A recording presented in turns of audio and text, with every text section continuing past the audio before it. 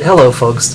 This is the self-introduction speech YouTube clip, and it's for your upcoming self-introduction speech assignment.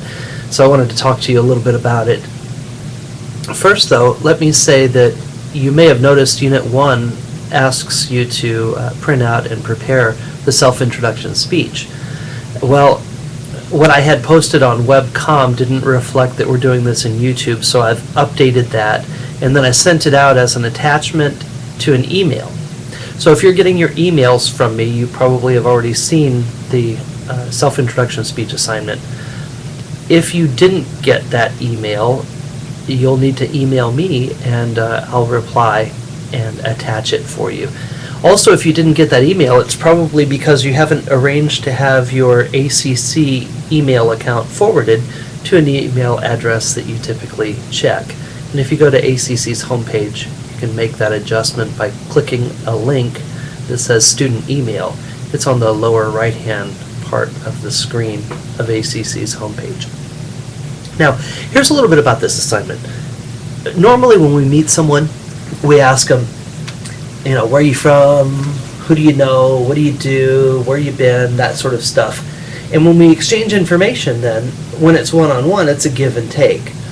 But when you're giving a speech of self-introduction and you run through 8 or 10 or 15 facts about you, it becomes information overload. To help us avoid this problem, what I want you to do is pick a theme that your speech will focus on. So one aspect or part of you that you focus on for your self-introduction speech. Now, in the assignment, I offer an example of a woman who gave her self-introduction speech about a life-changing event. And that's all she talked about in her self-introduction speech, is this life-changing event. So what happened was, she was in a car accident on her way to campus, and she was blindsided by an oncoming vehicle, was laid up in the hospital in a coma for over a month, ended up spending several months after she came to, again, recovering in the hospital. So in her speech, she talked about first the accident, and then second, what she learned about life as she was laying in the hospital, contemplating the time that she had left. So you may want to choose an event and tell us cause and effect. Here's the situation, that's the cause part, and then here's what it means to me, or how it changed me, or how it is indicative of who I am. So that's one way to handle this speech, picking a life-changing event or some experience that you've had, that in relating the experience to us, then you clarify for us how it's meaningful to you. Another way that students handle this assignment is by talking about a particular characteristic. So, obviously there are a lot of things that make up who you are, but you could focus on one characteristic about yourself to develop for this speech. Example that comes to mind is, I had a student a few years ago who had fiery red hair, and she told us in the introduction of her self-introduction speech, in the intro of it, that her dad used to always call her Red. And that's fitting because today she's going to talk about the color red. What I liked about that intro was she set up the idea that from here on out in her speech, although she's going to be talking about the color red, we knew she was really telling us about who she is. It was pretty clever.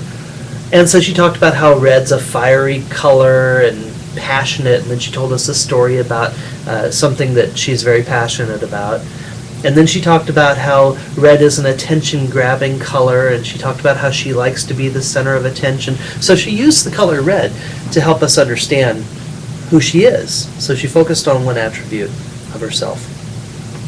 Now, you can go either way with this. You can focus on an attribute or a characteristic and develop that for this speech, or you can talk about a life-changing event and develop that for the speech. Either way, what will happen by the end of your speech is your audience will know you better. That is, we'll have something that we'll be able to talk to you about if we run into you in the halls or outside of class. So that's your goal. Choose one thing that you can develop in your speech that will help us better know who you really are. Now, once you've decided on a theme, you'll want to develop it, and in the assignment I've given you some suggestions using stories and humor, using quotations and developing analogies, so spending some time making your speech creative and colorful, as well as organized. Finally, in the assignment I included the grading sheet, so you'll have a chance to see how I'll be grading the assignment. Now, when it's your time to upload your video, I recommend using 2 note cards or 1 note card. I'd like to see you standing in the front of a room rather than sitting down at a desk. So you can arrange your camera however you'd like. You may have an audience present if you like. However, for this speech, I'm not requiring that. I will require you to get an audience of 5 to 10 people, somewhere between 5 and 10 people for your informative and your persuasive speech later this semester.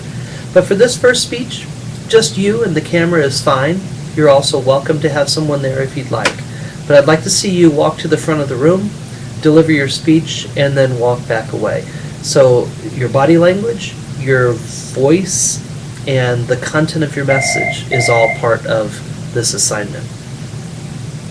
My office phone is ringing, and I don't really want to disrupt this video to answer it, so we're just going to pretend that's not happening. If you have any questions or concerns about this assignment, if you would email me or call so that I can help clarify. Also, if you haven't completed past assignments, the Get Acquainted assignment or the Excellence in Speaking assignment, you'll need to get those into me pronto. Again, be in touch if I can help in any way, and I look forward to your self-introduction speech. Bye-bye.